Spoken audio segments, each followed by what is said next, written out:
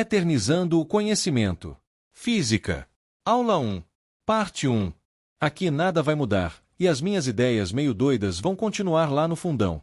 Lembre-se sempre, isto que eu faço é para despertar a curiosidade, o ET que existe em você. Se você pensa na sua própria existência, então sabe que você existe, diferentemente de muitos animais, que aparentemente não têm consciência da sua própria existência.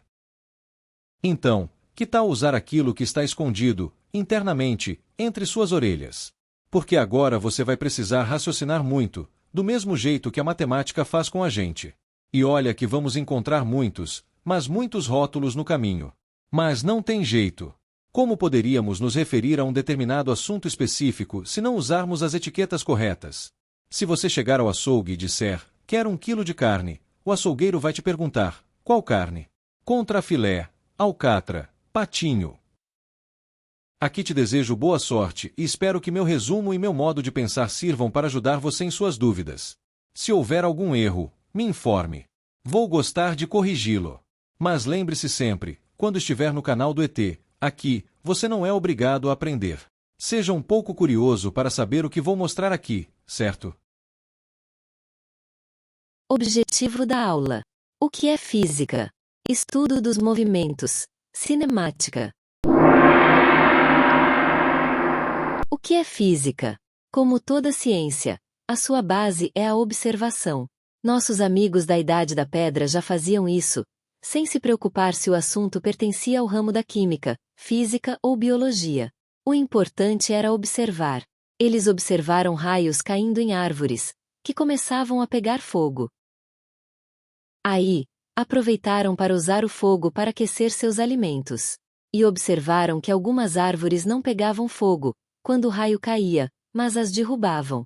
E algumas desciam ladeira abaixo, rolando sem parar. Aquele tronco rolando pode ter despertado a ideia de facilitar o transporte de coisas mais pesadas. Com o tempo perceberam que apenas uma rodela do tronco já servia como roda. Viram árvores boiando no rio, e pensaram em fazer canoas. É esse conhecimento que nos leva a avançar na melhoria de nossas vidas. Aqueles homens primitivos deram a partida no conhecimento e outros continuaram seu trabalho como filósofos, simplesmente supondo como as coisas poderiam acontecer. Thomas Savery e, depois, Thomas Newcomen desenvolveram as primeiras máquinas a vapor. Mais tarde, James Watt introduziu diversas melhorias que as tornaram muito mais eficientes, impulsionando a Revolução Industrial. Mas esses filósofos começaram a perceber que não bastava conjecturar. Era preciso verificar, por meio de experimentos, se aquelas ideias realmente estavam corretas. E com a experimentação, aos poucos, muitas leis da natureza foram reveladas, cada um na sua especialidade. Com o tempo, alguns estudiosos passaram a investigar o porquê das transformações da matéria, e outros passaram a investigar como esses fenômenos aconteciam, sem que a matéria necessariamente se transformasse em outra substância. Estes estudavam o porquê dos objetos caírem, de se moverem, dos planetas se movimentarem, das formas de energia e suas aplicações. Assim como a filosofia se separou em diversos ramos da ciência, a física se dividiu em diversos ramos e aí, já sabe, né? Olha as etiquetas chegando. Sim, são vários ramos, mas, para o conhecimento básico só se mencionam a mecânica, dividida em cinemática, que estuda os movimentos. Dinâmica, relacionada ao conceito de força. Gravitação, estudo da força gravitacional. Estática e hidrostática, equilíbrio de corpos. A termologia, voltada ao estudo do calor. A eletricidade, dividida em eletrostática, cargas elétricas em repouso. Eletrodinâmica, cargas em movimento. Eletromagnetismo, efeitos das cargas elétricas sobre campos magnéticos. A ótica, que se preocupa com os efeitos da luz. A ondulatória, estudo das ondas, como som e diversas formas de propagação de energia. Na química nós observávamos o que acontecia com a matéria. Agora vamos observar outra coisa. Por que ela se move? Por que cai? Por que flutua? Por que para? Por que acelera? Em outras palavras, vamos acompanhar a vida da matéria, em vez de apenas olhar para suas transformações.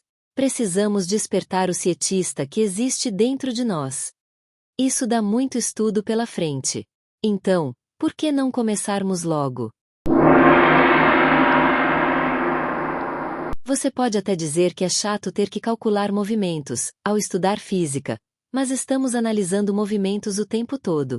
O atleta que tem que percorrer 100 metros rasos no menor tempo possível e, quando o repórter diz que concluiu a prova em 10 segundos, você já pensa que a cada segundo ele andou 10 metros. Mas já pensou se a prova fosse de 10 segundos? Dado o tiro de partida, várias câmeras registrariam em uma foto a posição dos atletas nos exatos 10 segundos. E o repórter diria que o campeão concluiu a prova na marca de 88,9 metros. Mas ainda acompanhamos a Fórmula 1 observando o desenvolvimento dos movimentos dos carros. Não sabemos as distâncias entre carros ou nem medimos o tempo entre uma curva ou outra. Só percebemos o movimento. Notamos o movimento ao registrar um ponto inicial para um ponto final e comparamos com algo como referência. O carro passou no grid de largada e agora se encontra na curva. O grid é a referência.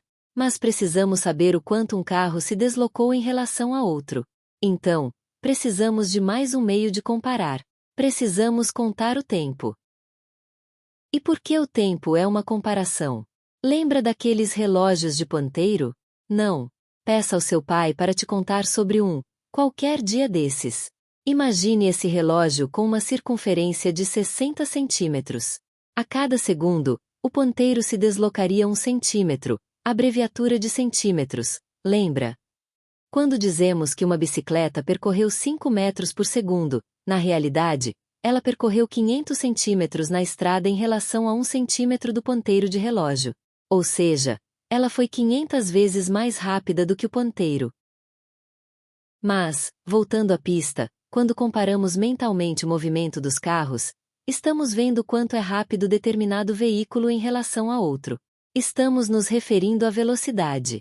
Sabemos que um piloto é mais rápido que outro porque se desloca um tanto de distância maior que outro piloto no mesmo intervalo de tempo. E é aí que entra a matemática apoiando a física. A velocidade é o deslocamento de um objeto de um ponto a outro em um determinado tempo. Aí, começam os problemas. Como medir as distâncias?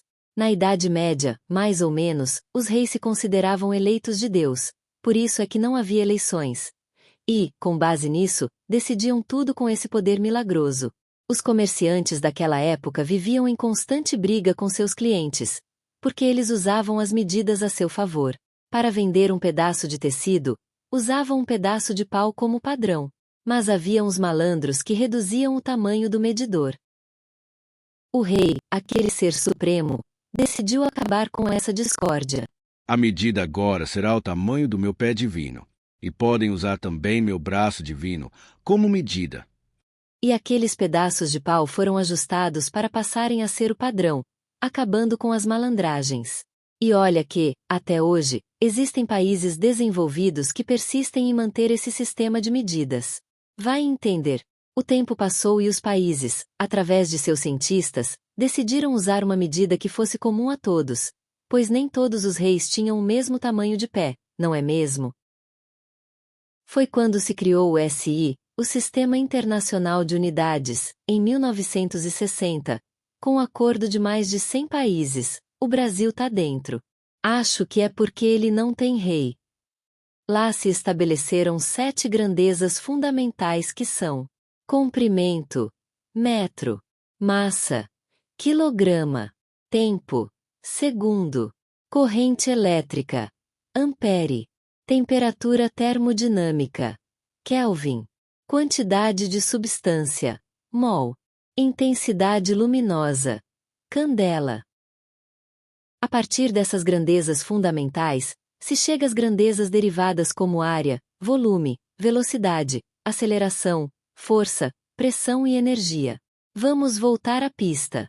Agora já sabemos como fazer para medir o movimento, ou seja, a velocidade. De um ponto a outro na estrada, pegamos a quantidade de metros e dividimos pelos segundos que se passaram nesse intervalo de metros. Aquele atleta que percorreu 100 metros em 10 segundos, fez isso mantendo uma velocidade de 100 metros por 10 segundos, ou 10 metros por segundo. É como você pensar que a cada 10 metros ele percorria em 1 segundo, 20 metros, em 2 segundos, 100 metros em 10 segundos. Na matemática, isso seria proporção e que representa a mesma divisão. A diferença é que precisamos manter as medidas usadas, metros por segundo, pois são comparações de grandezas. Na física, quase tudo é comparação. Compare posições, compare tempos, compare velocidades, e você começará a enxergar o universo com outros olhos.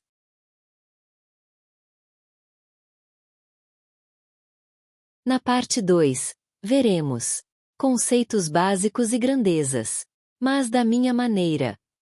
Até lá!